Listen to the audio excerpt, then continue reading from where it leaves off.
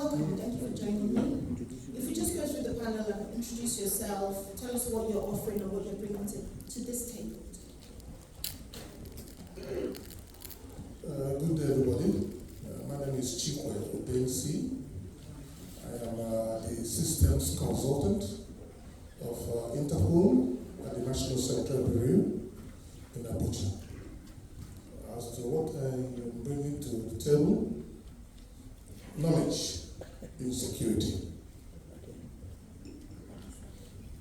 So, good morning, everyone. I'm Ranaivozanany. I'm the Deputy Executive Director of the Africa Rep Foundation. So, we are an independent platform that really foster Africa-Europe collaboration and partnerships on priority areas from climate health, development issues to agri-food systems, energy, and of course digital transformation. So I'm here to really hear about opportunities, how we could foster, encourage, and think greater collaboration, of course on the investment perspective, but also on how we could advance together more generally with the, of course, leadership of Nigeria as well, looking at this Africa-Europe collaboration at the greater stage. Thank you.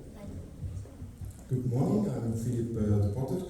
I'm the Director of the region Africa, Middle East, South and Central Asia with Flanders Investment and Trade. We are a government agency in trade and investment promotion of the northern part of Belgium, of Flanders. We are very dedicated to international trade and investment. We have around 100 offices, representations around the world in 70 countries. Extremely proud also that we have an antenna in Lagos in Nigeria. I think this underscores our interest in the global economy, in bringing new business opportunities around the world for our companies and for our investors.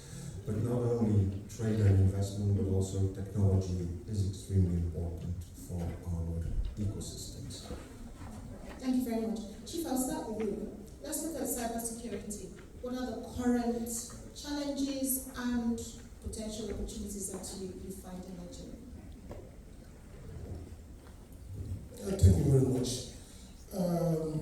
When it comes to security and the tools that are required in my country, Nigeria, you will find out that despite the enormous importance of security, the tools are not there. The tools are certainly at the infant stage. Even the skills that are required to use the tools are also scarcely available. If you look at the need for security in any area, you will find out that much cannot be achieved without security. I've taken a close look at the focus areas, the focus sectors of this discourse we have today. You have the area of agriculture, medicine, engineering, technology, oil and gas, mining, etc., etc. There is no focus in the area of security. None of these areas will be meaningful without security. Security is key. And if you do not have security in any of these sectors, I guess your job will be very minimal. So the importance here is that we must have to focus our attention to the provision of the infrastructure and also the tools for security, as it has to do with my country. Unfortunately, the governmental agencies, the private sector, even donor agencies, have paid very little attention, more or less lip service to security. And that's why it is very important. No sector can flourish effectively without security. And I believe that this is a greater problem we have in my country. A gentleman who was here talked about increasing the productivity in the area of petroleum in my country. Very important.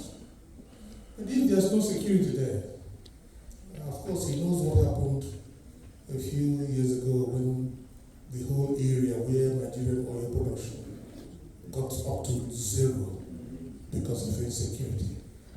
we must have to emphasize the area of security, providing the tools, providing the infrastructure, and the skills that is required.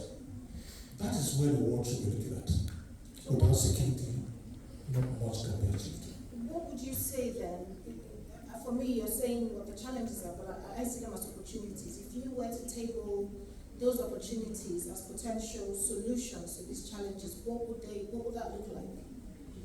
Well, we have encouraged to a large extent private sector investment in this area, because government and security do not go very much together. The private sector is where we require enormous investment. And we have also called on international communities, especially those who are involved in security, provisions of the tools. I emphasize about the tools. There are modern tools for security. Every profession has its tools. For security, we have specialized tools for that. But they are scarcely available in my country.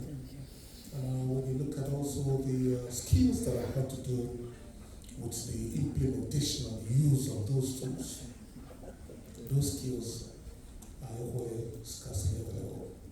I'm speaking from the front row seat. I'm the systems consultant of INTERPOL at the National Central Bureau. And we have this enormous difficulty in this area. This is where the opportunities are. So I encourage and persuade investors in this area to take the enormous advantage of the availability of those needs in my country and see how they can invest in the area of security and also skills in security. Thank you. Holly, could you respond to that? From your point of view and what you do, is there any response you might have to create a solution to these opportunities? I think it's indeed a big question. So I think the question of security that's mentioned here is very much, I think, as a global perspective as well, looking at the region. But we can also see this maybe on the digital, I think, conversation that we also want to foster. I think there are two things. One is, I think we need to look at as well the implementation first of these digital technologies, emerging technologies, including AI in particular.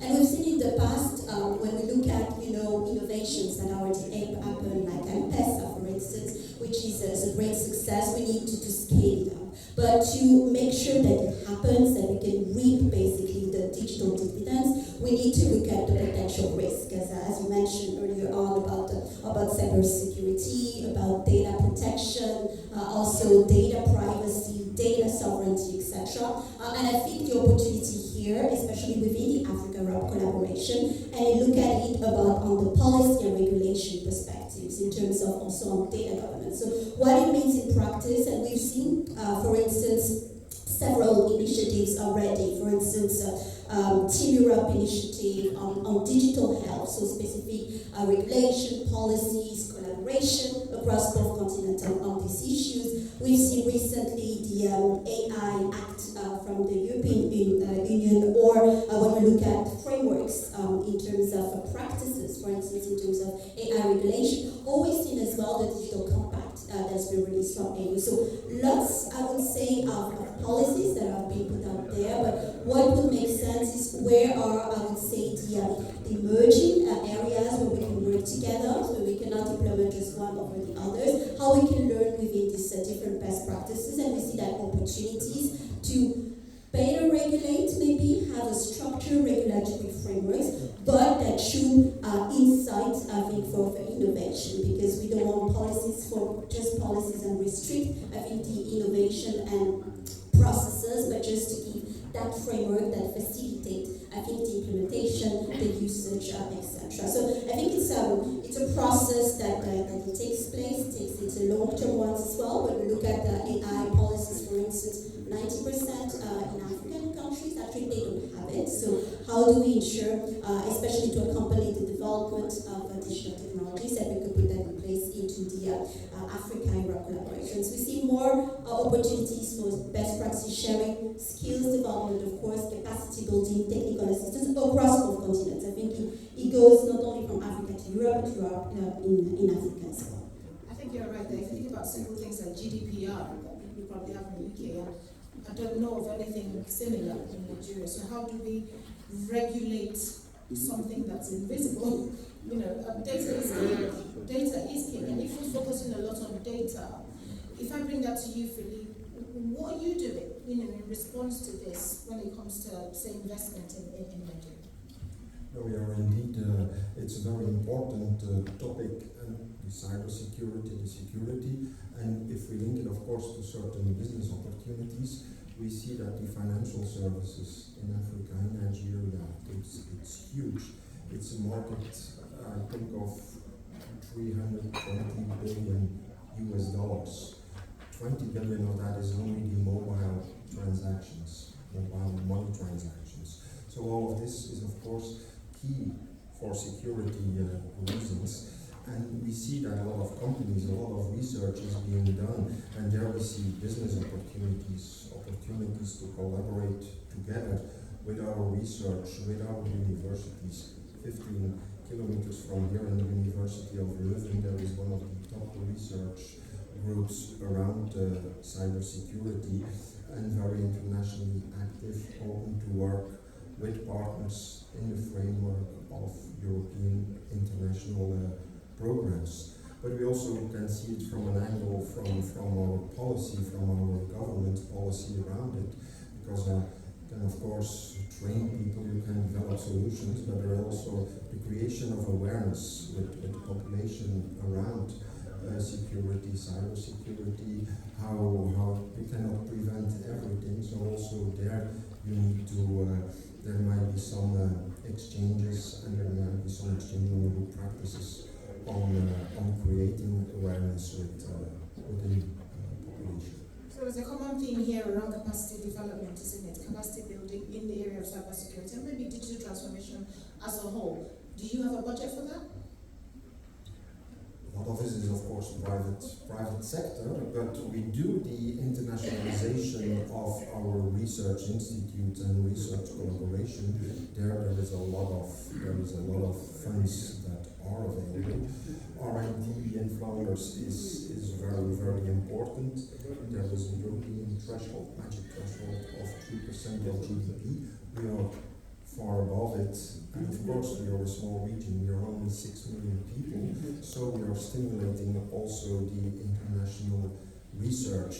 And Africa, Nigeria is one of our target countries in that respect. We see a lot of evolution happening there. We might have been a little bit skeptical in 2013 when McKinsey published their famous study on the lines go digital, and they forecasted a growth of, I believe, 8% on GDP thanks to the tech companies in Africa, and a 300 billion contribution to GDP.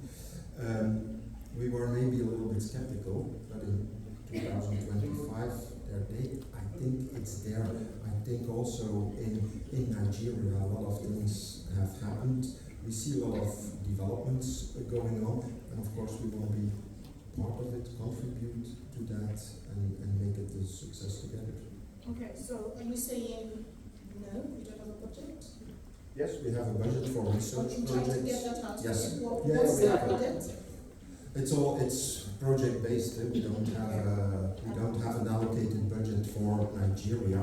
It's a general budget, and it's project based. So if what sort of projects might tickle your fancy? Joint research project, joint innovation projects with two partners, being it research to research center, but it can also be private and government. It can be. Is this intra-Africa, or are you okay to do just two partners within Nigeria? Two partners. Within Nigeria? Between Belgium, Flanders, and Nigeria. And Nigeria, okay. Thank you for that. Looking at digital transformation, I mean, it's a buzzword, it sounds like it is.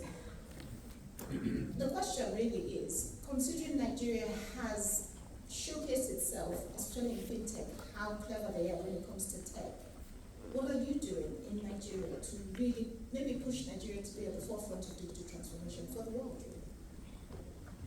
I think there's been a lot of progress, I think, in Africa in general, of course in Nigeria, and I think the example in particular in Nigeria that we see in digital healthcare is quite stunning. right? So how Nigeria has been using, for instance, AI to do more effective prevention, treatment, analyzing all the different data, but also being more proactive, I think, in prevention of diseases, including malaria. I think that is a great example where AI has been absolutely impactful, and that could be adapted in different sectors. When we look at, for instance, we talked about agri-food systems earlier around finance, look at transportation, education, etc. I think there is so much potential in scaling up some of these best practices that can be applied to a sector, but technology would be the same. But of course, there are a couple of conditions that goes with it. It's of course about readiness of the country. It's also about acceptance. Do we want really to go down that road? Having the right infrastructure obviously in place, and we already came out to the policy conversation. Also, we've seen, of course, this progress when you look at the global index in terms of digital transformation. Africa in general is actually quite lagging behind. So if we look at this global index 2011-2023, Nigeria, for instance, ranked 109th country out of 132. That means, let's not take it as on the negative side, but that means there's potential to actually accelerate, of course, this progress. And what it means in practice is, I think the whole conversation today came out to the same almost conclusion, it's the collaborations. Of course, we need private segment investment, but investment is not just about, I would say, pouring money out there, but it's about really co-designing, co-financing, co-implementing, looking at as well the impact. It's also about, I think, leveraging, for instance, this Africa-Europe collaboration global gateway investment package that we see from Europe is 150 billion investment for Africa. What does it mean in terms of digital transformation in particular? So what it means as well for Nigeria, what it means for the region. So looking at more at the regional integration, I think that's important. And maybe the third point is also looking at the local ecosystem. I think what you mentioned indeed great, let's say, leapfrogging in terms of fintech industries, etc. But how do we also accompany smaller structures, SMEs, for instance? I think there's so much potential as well in terms of investment. So how do we identify them? How do we map them? How do we accompany as well to scale up the initiative? So, and that would help. I think you have the right ecosystem, right policies, right regulations, right investment, right climate as well for, of course, encouraging more investment to leapfrog and I think see really this digital dividends. Thank you, Chief. With all the advancements we've had with fintech, like we're saying, and how far we've come as a country, Wi-Fi infrastructure, what's going on? Why is it that we're losing so much production time waiting for Wi-Fi to wake up? I don't know what it is. But when you're in Nigeria, you're trying to work. It's so slow. How have we advanced so far, and yet the basic infrastructure of Wi-Fi seems to have been reduced? What's happening? Yes, it's called the Nigerian factor. Nigeria is the giant of Africa with enormous resources, both human and material. And you see the return on investment of most investors in Nigeria. It's enormous. Sometimes it's 5 times more than what you get in Europe and the Americas. But the question is, they don't want to invest in Nigeria because of some factors. Now, one of these factors is the one that is very, very important. The primary thing an investor will look at in wanting to invest in a situation or in a country, security. Am I secure in that place? Not just security of human, also resources. The security of human resources is a problem. And that's why we'll classify it as the Nigerian factor. Despite the fact we have enormous availability of the possibilities in that sector, there are things that must have to properly be put in place for it to boom and boom sizably. If it comes to the area of technology, nobody, no country is more driven, more desirous to improve on its technology than Nigeria. If you look at the attitude of the startups, look at the startup system we have in the country. They are very desirous to make sure that they create enormous impact, even more than what we have in Europe and America. The startup arrangement in Nigeria is enormous. But we require some kind of things to make sure that it works as well as possible. We had the opportunity of requesting a few countries of the world to come to our aid in the area of security. They were concerned about a few things, which I have told you. So, like the Belgium, the Belgian airline, what is it called? Brussels Airlines, yes, Brussels Airlines. Operates from Ghana. It doesn't operate from Nigeria. And because we have so much to do in Brussels, we made attempts with our very good friends here to see if Brussels Airlines will come to Nigeria. But we fear about security.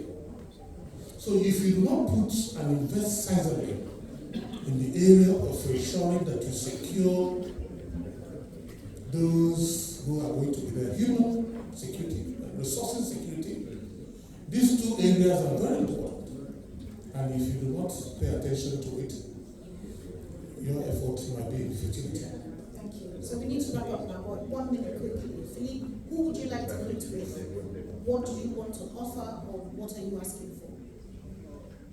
First of all, I'm always very curious to see also the testimonials of our companies that are doing business in Nigeria, to learn from it, but also from them. We as government, of course, we can help.